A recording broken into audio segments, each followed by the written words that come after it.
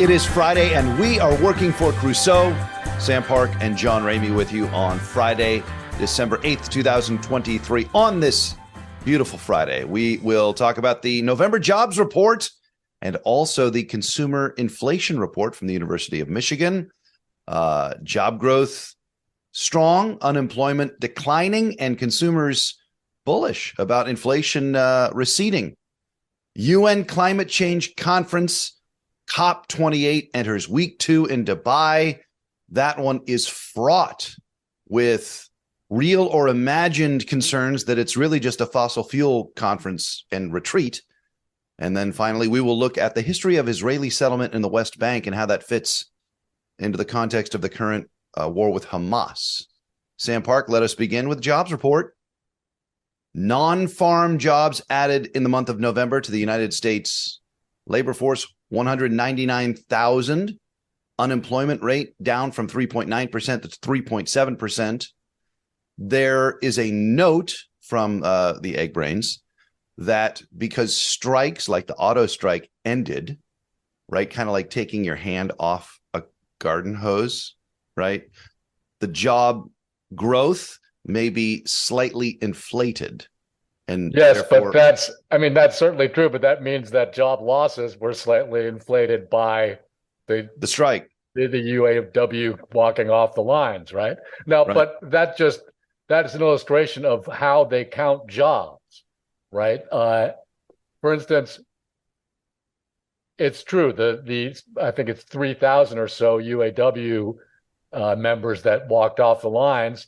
Yeah, those actually aren't new jobs, right? But they are jobs that were added to the total. But by the same token, they weren't really lost jobs either a few months ago when the UAW came off the line. So it's sort of a wash. Okay. And so I can't really get too excited about that. But it seems as though hopes of what they call a soft landing are certainly being buoyed by this report, amongst other economic data that has come out recently. And we'll see, for instance, 199,000 jobs in the aggregate. That's not super strong growth, but it's just a steady, moderate pace of adding jobs to the economy. And that's, if you're part of the Federal Reserve's Open Market Committee, that's pretty much what you want to see.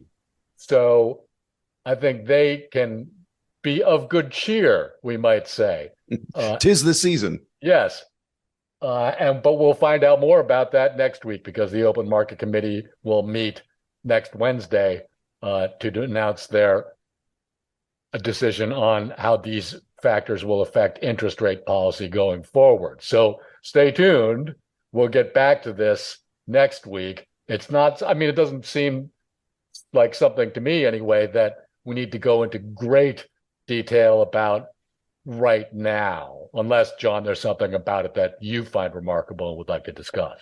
Nope. I just want to touch on 2 other data points, and then we'll get to the consumer inflation report from the University of Michigan, which is fascinating. So the Labor Department in the jobs report says wages increased at 0.4% in November, right? So a little bit of wage increase. And the annual inflation rate has recently fallen to 3%. And that's half of what it was when the Fed's interest rate ratcheting up began, right? And the wage growth ratio to inflation now seems to be somewhat in line with what the Fed would want. So let's move on to the consumer sentiment survey from the University of Michigan, which apparently is the Fed's favorite or among their favorite consumer sentiment reports. Yes. It can't be because the Fed is big college football fans. Sorry, Sam, had to get that in there. Did you though? Yeah. Okay. So that comes out today. It's a brand new report, hot out of the oven. The 1-year outlook for the inflation rate slid to 3.1. That's down from 4.5% last month. And the lowest 1-year outlook for inflation rate since March 2021. Now, right away when I read that, I had to go back to the start of the article, which is on CNBC. And I had to reread that this is a consumer sentiment survey. Sam, you and I are both consumers. Have you ever had an outlook for the next year about inflation? I haven't. No, and it's like an alien writes this. I understand what the survey is saying, but how do they get this data? No regular consumer thinks like this or talks like this. Well, maybe some do, I guess. But for instance, perhaps they ask about individual prices, right? Do you think a car will be more expensive next year? And if so, by how much? Okay. Right. And sort of tease these things out. I don't know. Honestly, I've never taken part in the University of Michigan survey, but you're right. It does seem a little odd. No, but I guess when you contextualize it, like, would you think more about buying a car in the next year, or a big ticket item, as they say? Yeah, I would imagine that's how they do this. I don't think they said, what do you expect the percentage increase in prices across the aggregate of the economy is going to be? I hope they don't do that. It sounds like a survey that, younger people would just send straight to voicemail, right?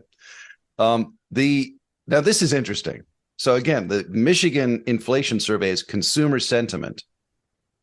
And the CNBC piece says something that I think is fairly obvious. Inflation sentiment is tied closely to the direction of energy costs and gas prices in particular. A price of unleaded gasoline has fallen 22 cents in the last month, according to AAA. Now, that is an indicator that is not used in how the actual rate of inflation is calculated. That's right. And I think that's an astute methodology on the part of the fine folks at the University of Michigan. Because consumers understand inflation as like gas prices and a price. What is it? Energy cost and food cost? Yes, those are factored out of what they call core inflation, as we. And those are the things. Yeah, and those are the things that regular people would understand day to day as inflation impacting them. Of course, these are the most, especially gas prices, because you see enormous signs for them everywhere you go. These are the prices that tend to stick in people's minds, which I don't think should surprise anybody. And it helps that gas prices have been falling steadily, not really dramatically, but they have been falling steadily for, I would say, a couple months now or thereabouts. I will point out, in the swing state of Nevada, where I spend a considerable amount of time professionally and personally, gas prices now much more closely reflect the price in California than they used to. Well, that's interesting. It is interesting. And I wonder how much, and I don't have data on this, I just wonder how much that has occurred in other areas, right? Nevada used to have much lower gas prices than California, right? Orders of $1 or more right when you cross the border. And that hasn't really been the case in this latest inflation cycle with gas prices in particular, anecdotally from me. Again, no data. So you wonder if, although gas prices are falling, where are people perceiving them to be falling and where are they not perceiving them to be falling? And not a political podcast, but Nevada, a politically relevant state for 2024. Just tuck that in the back of your head. Certainly. I wonder, though, if there's been any variation in fuel tax policy. No, we don't do taxes in Nevada, Sam. There's no tax in Nevada whatsoever. Oh, that's obviously not true, right? Every state. I have not heard, and I have not rigorously researched, but I don't believe there's been a fuel tax policy change recently. Okay, but that's one of the main reasons why gas costs much more in California than it does in other states. So that it's just the most obvious question I would ask in relation to your proposition. That's right. Again, purely anecdotal, but I do think it's of interest because, gas prices do not rise and fall uniformly. There's a geographic component to it. And as you mentioned, there's a policy component to it. That's right. What else should we know about the University of Michigan Consumer Sentiment Survey? Well, specifically, maybe not much. In general, though, consumer sentiment and especially consumer expectations of inflation influence inflationary outcomes, as we've discussed before. And that, to me, is the most relevant aspect of this particular report that came out today. What is not just that consumer expectations of future inflation have fallen, but they've fallen considerably. From, I believe, what was it, 4.1 last month to 3.5? I mean, that's a significant decline. No, it was 4.5 last month, and now it's 3.1 this month. It's even bigger than you just articulated. But considerably. Yeah. So that to me, I think is the most promising news on inflation we've seen in quite some time. Because if you expect prices to be higher in the future, you will buy more stuff now, is what economists would say in more artful language than I've just used. Because if it's non-perishable items, you'll just stock up because you think you're going to pay more. And that adds to inflation. The more goods you consume, the higher inflation goes. So inflationary expectations feed inflation itself. So if those expectations in fact decline, that will contribute considerably to actual inflationary declines going forward. And I think that's great news for everybody. Shall we pivot to COP28? Sure. Okay, again, it's not even called COP officially, and it's not 2028. It is a very counterintuitively named climate summit that began in 1992. It is the UN Climate Change Summit, and This is the 28th one. That's correct. Okay. Sam, I have to tell you, we might have started this podcast last year after the conclusion of the last COP. I believe that's correct, yes. Which was in Sharm el-Sheikh, I believe. This year, it's in Dubai. So this is my first deep dive as a journalist on the United Nations Climate Summit, Climate Change Summit.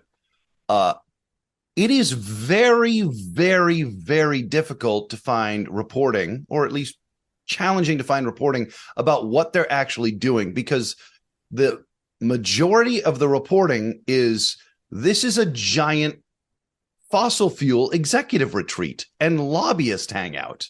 And in fact, it's in Dubai. And the president of this iteration of the summit is Sultan Ahmed Al Jaber, who is also the head of the Abu Dhabi National Oil Company. Correct. Okay. ADNOC, as it's called. Yeah. ADNOC for all you, fossil fuel insiders in there. Okay. Or Beastie Boys fans. Oh, fair enough. Right. Very good. Okay. No less a climate authority than Al Gore has said oil firms have, quote, captured the COP process and overreached by naming Sultan Al Jaber as the chairman. Reporting from The Guardian says at least 2,456 fossil fuel lobbyists have been granted access to the COP28 climate negotiations. Some very good reporting in The Guardian. And I want to cite this reporter, Nina Lakhani, has done a series of reports on this. Lobbyists vying to push the interests of oil and gas companies such as Shell, ExxonMobil, outnumber every country delegation apart from Brazil, right? And Brazil is the host country for COP30. So, Sam, when we talk about COP28, like I had shockingly naive, altruistic expectations that these were the greatest minds in diplomacy and they're getting together to make sure that they stop global warming before it hits 3 degrees Celsius, which is, when we tip over the edge of insanity. And it's the opposite of that, or at least on paper it is. It certainly looks that way, yes. I mean, is this not the big story here? I mean, many people believe that it is the big story here. And I don't mean to say that they're wrong by a long shot. Sure. It's not the only story. The problem is that this is the only mechanism we have for trying to address this. And John, as you know very well, I think climate change is easily the most important issue facing the world today. It's the greatest danger to To the humanity most people, yes. that I think we're facing at the moment. And all these other things that we talk about, I think generally pale in comparison. And by the way, climate change and environmental issues more broadly touch on every aspect of all of these. For instance, in our discussion of inflation just now, we had to talk about gasoline prices, just like we always will every time we have to discuss inflation. If there comes a day when we're discussing inflation without talking about gas prices, that's going to be a good day. But I don't think that's going to happen anytime soon. And again, unfortunately, this is the only multinational forum that exists where the world can get together to address these issues. And this has always been a problem, frankly, throughout the entire history of the COP summits, is that environmentalists have for years been saying, this is just a sham. The fact is, though, that this is where targets are set. For instance, and John, I gave you a clear shot at this. You didn't do it. I respect that in a certain way, but we are right now in halftime of the COP28 summit.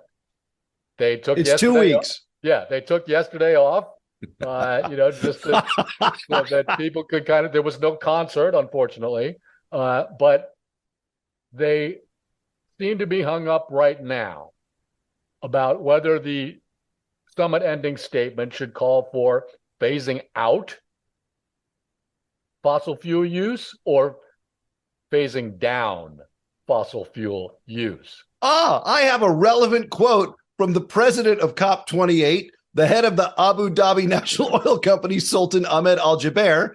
He said there is, quote, no science to suggest that phasing out fossil fuels is required to limit global warming to 1.5 degrees Celsius. Wow. Yeah, that is. Wow. He then later said he had been, quote, misinterpreted. I mean, man. Well, yeah, I don't think he was misinterpreted at all. But you see my cynicism if the president of the summit is saying that. Now, we're going to have to wait until next week's episode to find out which one of these options they chose. In fact, sometimes COP summits go into overtime. So it's possible that at this point of next week, we still won't know what language they've chosen. I'm guessing they're going to go with phasing down. For instance, the silence from the United States delegation on this particular issue has been deafening. And I don't think that John Kerry is going to side with the phasing out crowd. Perhaps he'll surprise me. We'll see. But loath as I am to defend Sultan Al Jaber, yes, he's the head of the Abu Dhabi National Oil Company. Abu Dhabi is the capital. A petrostate. Oh, it's a petrostate, but it's the capital of the United Arab Emirates, by the way. And however, he was also one of the founders of a company called Masdar, which is today I believe the second largest renewable energy firm on Earth. That was, by the way, in 2006 when this firm was founded, partly by Sultan Al Jaber. So I'm not saying he's my favorite person or anything like this, but he has also been instrumental in helping push renewable energy along with money, by the way. I'm not just talking. And so this is something that I think we need to make sure we enter into our analysis when we're talking about things like this. I would be much more excited to do so if he refrained from saying things like there's no science to suggest phasing out fossil fuels might help reach global warming targets. But I do see your point. It's not like he lacks credentials. Exactly. And to be fair also, for instance, there are said to be 70,000 people attending COP28 right now. Yeah, I saw that number. That's a lot of people. And so any place that you're going to put on the COP summit, it's got to be a place that has the facilities to host it. The several conference venues, I would think, of considerable size, hotels, things like this, right? Sure. 70,000 people is a lot to bring into your country. So it has to be a country that's of some wealth. And as we know, countries of some wealth tend to either consume or, in fact, produce large amounts of energy. And so any place that's going to host the COP summit is going to be problematic on some level.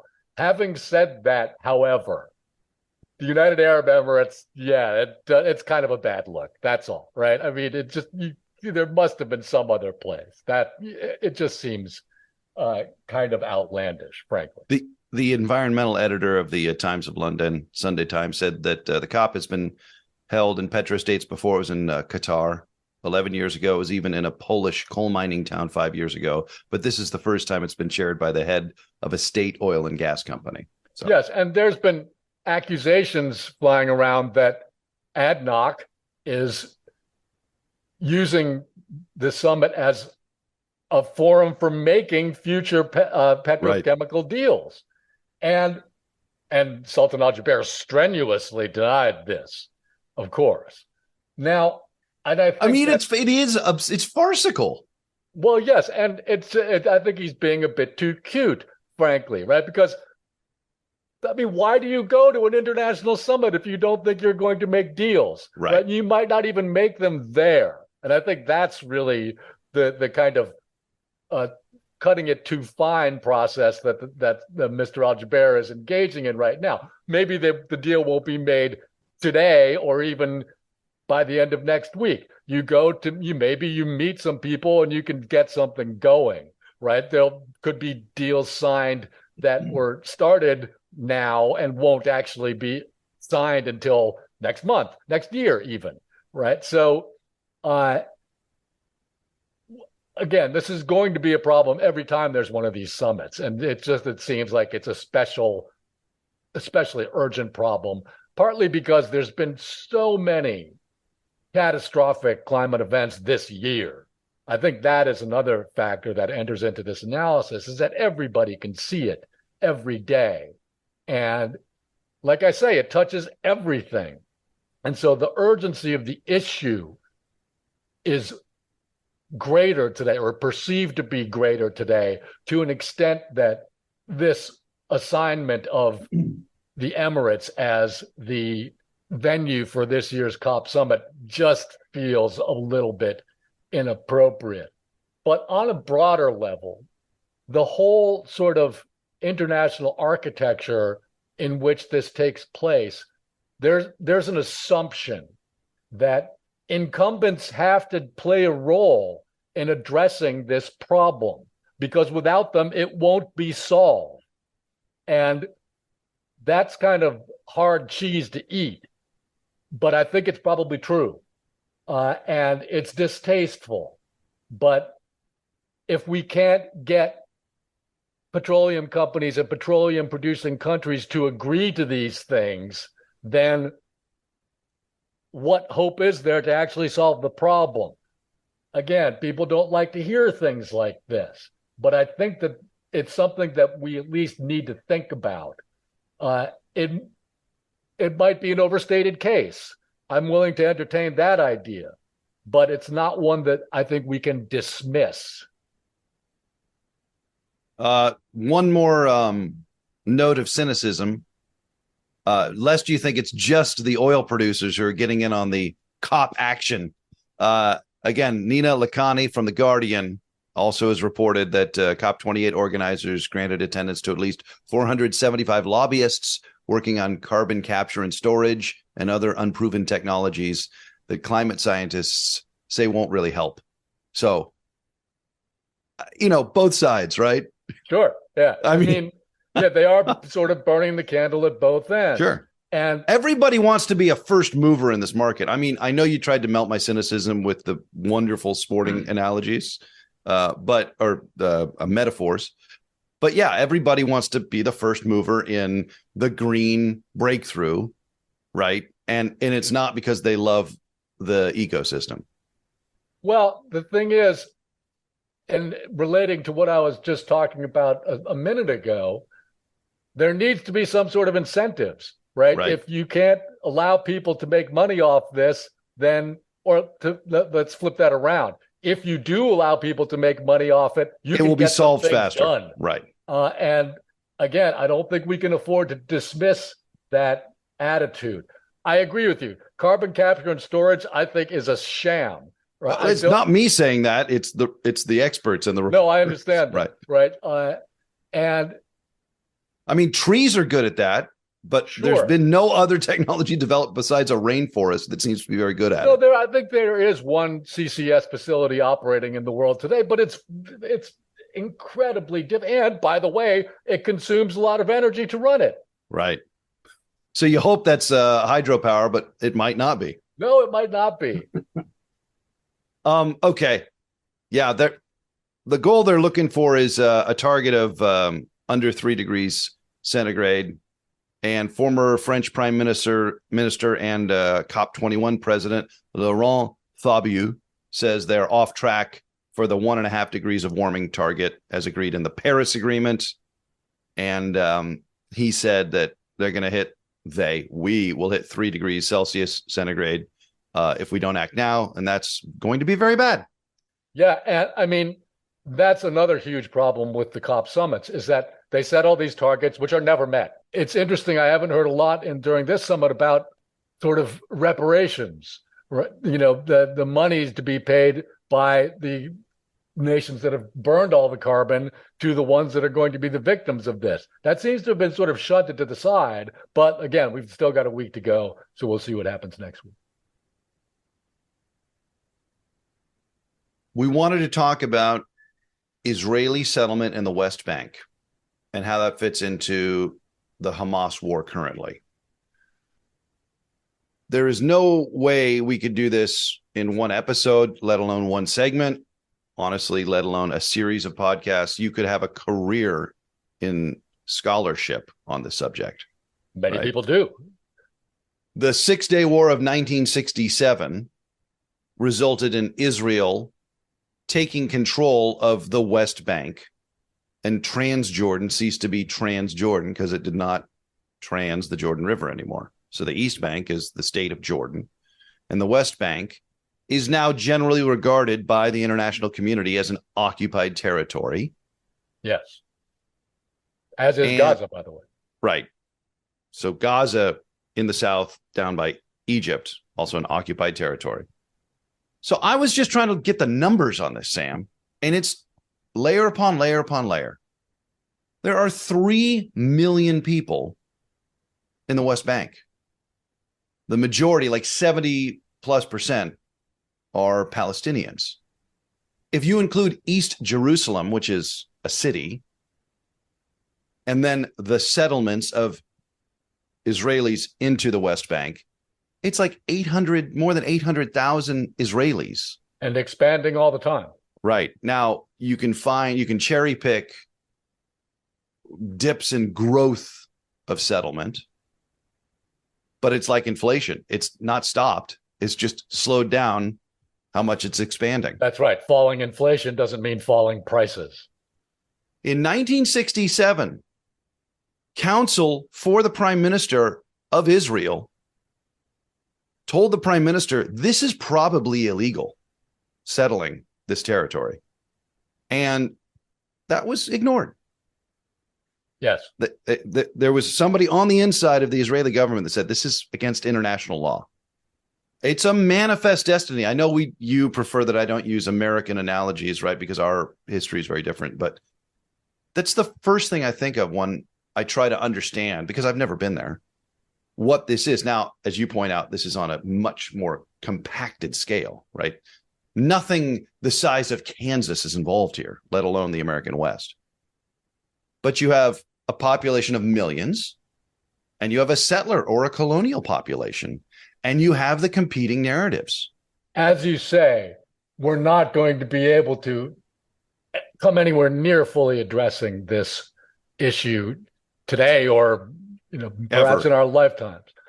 Just a few facts that I would point out.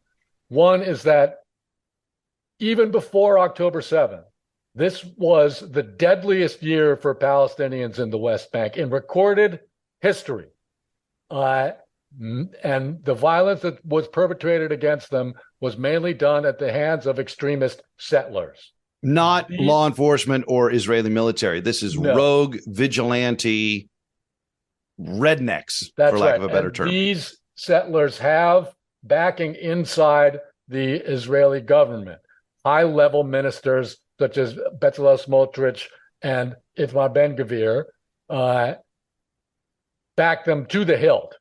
Sam, it's like the only good Indian's a dead Indian. It's that kind of mentality. And not just mentality, but the rhetoric. They actually say things like this. Some of these people have called for out and out population transfer to where they don't ever actually say, but they want the irony of that coming from a Jewish state, right? Yes, I would agree with that. Population transfer. It's terrible. I don't know what else to say about this, honestly. But is it anti-Semitic if we point this out? No, I wouldn't say so at all. I always have to check. Just as we said last week, I don't know what there will be left of Gaza to govern on the day after, as people seem to keep talking about. Even before October 7th, the amount of land and the contiguity of that land inside the West Bank might already be too small for that land mass to form the basis of any future Palestinian state, as people seem to think it still can be. I'm not saying it can't. I don't know enough to say that, but it makes me apprehensive. Let's just put it that way. Anyway, all three of these issues, as we've discussed, there will be the Fed meeting next week, and there will be obviously more developments in the Middle East next week, and COP28 will probably wind up next week. So this is basically a two-part episode. Yes, it is. Our regular listeners can look forward to tuning in next week to hear the conclusion of at least some of this, although certainly not all. Yeah, I do want to go deeper into the history of the settlement. We got going too long on our cynicism of COP28, but I thought that was important too. Yes, it is. And I'm sure other things will pop up, but for now, that'll seem to keep us covered for next week, at least in the time being. Any comments, questions? Of course, you can drop your comments on our YouTube page, which is John Ramey Media.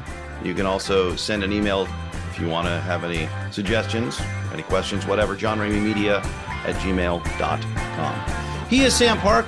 I am John Ramey. This has been Working for Crusoe. Have a great weekend, everybody. Happy holidays.